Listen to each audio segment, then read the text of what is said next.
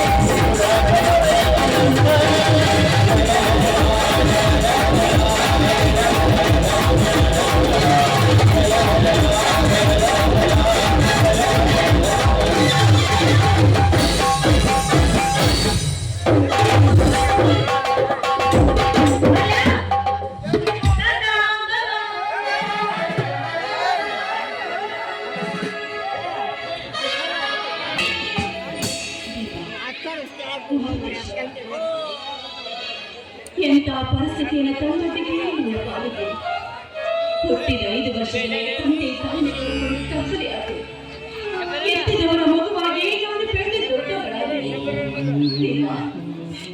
ಇಷ್ಟಾದರೂ ಈ ನನ್ನ ಕಣ್ಣಿಗೆ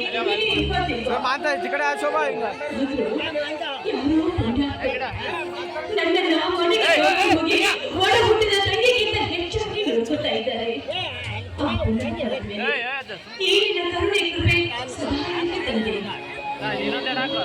ನಮ್ಮ ಅನ್ನ ಬರುವ ಬೇಳೆ ಆಯ್ತು. ಆದಷ್ಟು ಬೇಗನೆ ದೇವರು ತಂದ್ಕೊಂಡು ದರ್ಶನ ಮುಗಿಸ್ಕೊಂಡು ಬೇಗನೆ ಮನೆಗೆ ಹೋಗ್ಬೇಕು.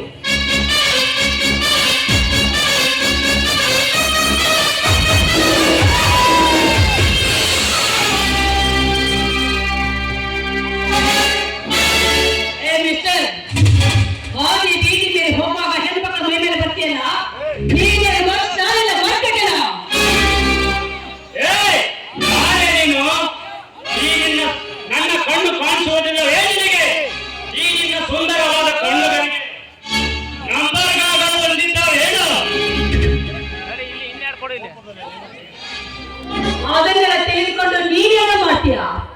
ಮೊದಲು ಚಂದ ನೋಡ್ಕೊಂಡು ಹಾದಿನಲ್ಲಿ ನಡೆಯುವ ಕೊಡಿ.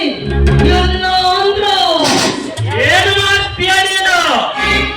ಎಕ್ಕತ್ತಿದ ಒಂದು ಹೆಣ್ಣಾಗಿ ಗಂಡಸರಿಗೆ ಗೌರವದಿಂದ ಮಾತನಾಡುವುದನ್ನು ಬಿಟ್ಟು ಗರಿಗದರಿಗೆ ಒಗರಿದರೆ ಎಷ್ಟೇ ನಿನಗೆ ಪೊಗರು.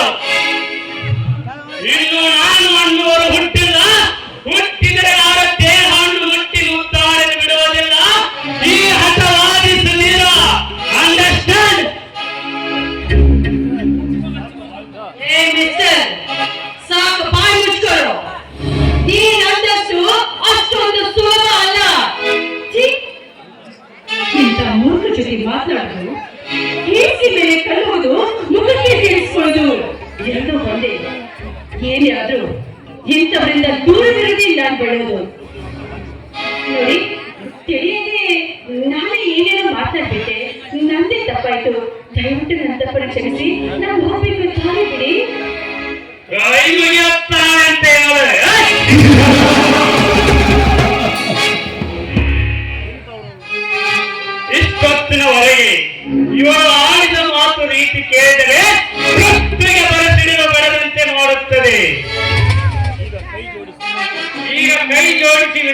ಮಾತನಾಡಿದರೆ ಪರ್ಯಾಯ ಜೊತೆ ಮಾತನಾಡುತ್ತಿರುವ ಅಂದಾಗ ಒಂದು ಪೇಜ್ ಕೊಡೋಣ.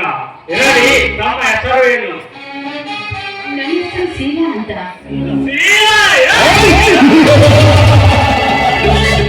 ನೋಡು ಶೀಲಾ, ಯಾವಾಗಲೂ ನಿನ್ನ ಅಂತರಾತ್ಮದಲ್ಲಿ ನಯ ವಿನಯ ಸುಗುಣಶೀಲತೆಯನ್ನು ಸದಾ ಕಾಯ್ದುಕೊಂಡು ಹೋದರೆ ಸರಿ.